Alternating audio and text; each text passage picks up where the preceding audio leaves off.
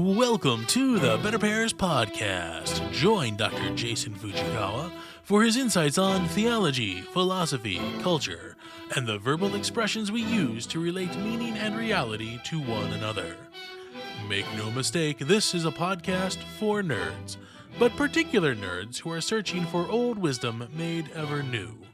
To learn more about the Better Pairs cultural empire, please visit betterpairs.com. Greetings, I am your host, Dr. Jason Fujikawa. This episode considers scarred words in a scarred world, and the healing that comes from authentic sacrifice. It is another episode that Big Lexi, the lexicography cartel, does not want you to hear nor enjoy. For those listening who do not have a deep reflection on immolation at the top of their proverbial bucket list, there is likely space in the margins for this edition. You may never view burnt toast or a runt piglet the same hereafter. If you enjoy this production, I also ask that you like the episode, subscribe to the podcast if you have not already, and leave a message in the comments. If you think you have deciphered the side quest of this episode, leave your guess as to its design in the comments as well. For the side quest hint, visit betterpairs.com/hints. Your likes, subscriptions, and comments truly help us reach a wider audience. To receive the transcript of each episode and be the first to learn of Better Pairs announcements, please sign up to our newsletter at the bottom of the page at betterpairs.com. To view all the podcast episodes arranged by season, episode number, and topic, head over to betterpairs.com/schedule.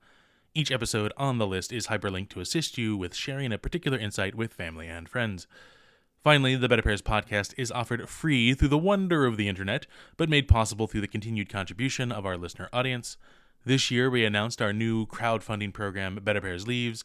The program is simple and, some might say, elegant in design. Contribute $12 or more each month to Better Pairs and receive a thank you gold back in the mail. It's like a Patreon, but with fractional physical gold instead of behind the scenes and blooper reels. If you have been listening to the Better Pairs podcast or the Confederal Reserve for some time and recognize that the ideas shared stand out from other offerings of the internet, are worth sharing, and are worthy of your support, this community-driven contribution program is for you. As an additional thank you to our contributors, each month from July to December 2024, one lucky supporter will receive a free Better Pairs mug of his or her choice from the Better Pairs market, in addition to the monthly gold back. To learn more, contribute, and read official rules, visit betterpairs.com/giveaway. Thank you for your continued patronage of attention and Federal Reserve notes, and now, on with the episode. Season 3, Episode 4, Immolation. Certain words bear with them historical scars, apart from their direct or even abstract meaning promoted by Big Lexi, the lexicography cartel. When the equally true friend and good writer, Charlotte, predicates terrific upon her porcine pal, there is, for some, a brief cognitive flicker of the French experiment begun in 1789, of la Terreur and the Committee of Public Safety. Perhaps the association is not unfounded in E.B. White's tale, as the spring pig so matured toward Thanksgiving dinner.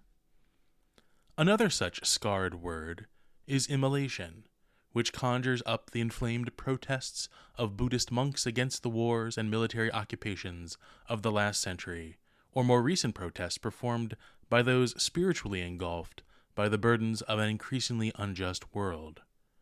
Fire, however, is not the fundamental meaning of immolation. At its root is the Latin mol, as in the noun mola molae, feminine, meaning both millstone and its product, ground grain. The connection with sacrifice, and indeed burnt sacrifice, in the ancient pagan world is that sacrificial animals supposedly required consent to being offered to an equally supposed divine patron. The sign of consent was the lowering of the animal's head, which was almost assured by the sprinkling of salted grain, or mola salsa, before its head. After consenting in this way, its throat would be cut and the body burnt in part or entirely as a holocaust, the latter literally a burning of the whole. In some cases, cereal or grain was itself the offering to be burnt.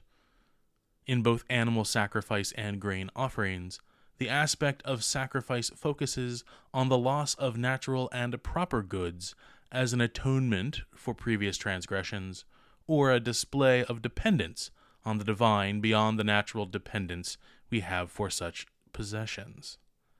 This is the phenomenon of sacrifice in natural anthropology. Sacrifice in this manner manifests our desire to turn back from the behaviors that are not conducive to our flourishing as individuals and societies. Sacrifice so viewed focused on the consuming fire. However, the destruction of the offering by whatever means is not the fundamental meaning of sacrifice, from the Latin sacer and facere, that is, to make holy or sacred. Holiness hinges on the distinction of the sacred and the profane. Profanity is today perhaps too charged a word, for it is rooted in the Greek phino, meaning simply to appear, be made visible. It is the same root animating the word phenomenon. The pejorative sense of profanity is the making visible or common that which should be private and reserved. Hence, the first aspect of the sacred, or holy, is the manner in which something sacred is set apart, concealed in its reservation. Further, that which is common and profane admits of common use, such as a barber's basin doubling as a hat or helm. Whatever is sacred, be it an object, a person, a place, or even a period of time, such a sacred thing is set apart for a definite purpose to the exclusion of others. The ciborium could hold breakfast cereal equally well, but to its profanation and denial of its sacred purpose. The Sabbath's hours may be sold as labor instead of offered as leisure. The sacral dimension of ourselves and our world is an intentionally created weight and purpose informed within our soul. Much can and has been analyzed concerning destructive sacrifice, the great practice of our ancestors in futile mediation until the advent of Christ and his perfect sacrifice. While including the destruction of the temple, his body, the totality of his sacrificial and salvific work did not end until its rebuilding, his resurrection. It is through participation in his sacrifice, through the sacraments, and their informing of the Christian life, that his disciples become the living sacrifices of Romans 12:1, and are increasingly made holy in this life and the next. In this perdurance of the Christian pilgrim, and not in the definitive self-destructive act, does the term immolation offer its truest meaning. Again, the Latin mola means both millstone and grain, which is related to the additional noun form of the same root, moles mollis, feminine, meaning shapeless mass, pile, or load. Both a millstone and its accumulated product, such as 6.02 times 10 to the 23rd power grains of flour, present us with the idea of a burden which can be overwhelming. Consider the millstone in Matthew 18:6. If anyone causes one of these little ones, those who believe in me, to stumble, it would be better for them to have a large millstone hung around their neck and to be drowned in the depths of the sea. In this particular example from the mouth of Christ, notice how the scandal of the young leads not only to the punishment of the corrupter, but the loss of the community's millstone, further burdening those seeking to be nourished and set aright. If not entirely overwhelming, however, the burden of life, and here the burden of the Christian life, of taking up our cross daily, has both a mollifying and a mollatizing effect. The first such effect is from the Latin adjective mollus molae, with two L's, meaning soft, gentle, related to mola, with one L, in the way that flour, like a fine sand, is softer to the touch than unmilled whole grains. In a more abstracted sense, mollus, with two L's, also means effeminate. While this latter sense must be viewed through the lens of our becoming the bride of Christ and receiving entirely all that Christ desires for our good, the general sense of soft and gentle more clearly affirms the humble Christian. Be he low to the ground, remember you are dust, or simply by extended meaning, not proud. Mollatization, and yes, that is a neologism of a sort, comes to us from the fourth conjugation deponent verb molior, moliri, molitus, meaning to make exertion, strive, or toil. Such is the Christian's response to the weight of the fallen world, which he has been invited to renew, countering both the soft and hard bigotry against the faith. In softening our wills to the will of Christ, and in steeling our resolve in the face of opposition, Christian immolation as such self-sacrifice is neither the disciplined Buddhist nihilism denying the good of this world, nor the manic passions given to despair over an increasingly fallen world.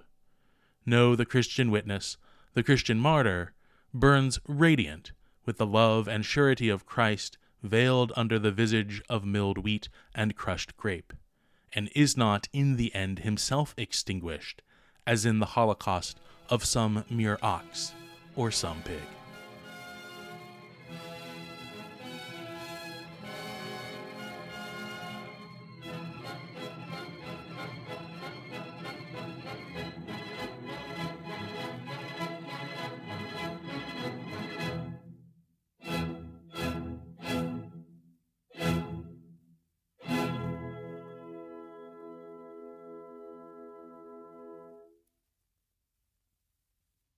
The views expressed by Better Pairs contributors are theirs alone, and do not necessarily reflect the views of Better Pairs, its parent company, or any company or organization affiliated with the contributors.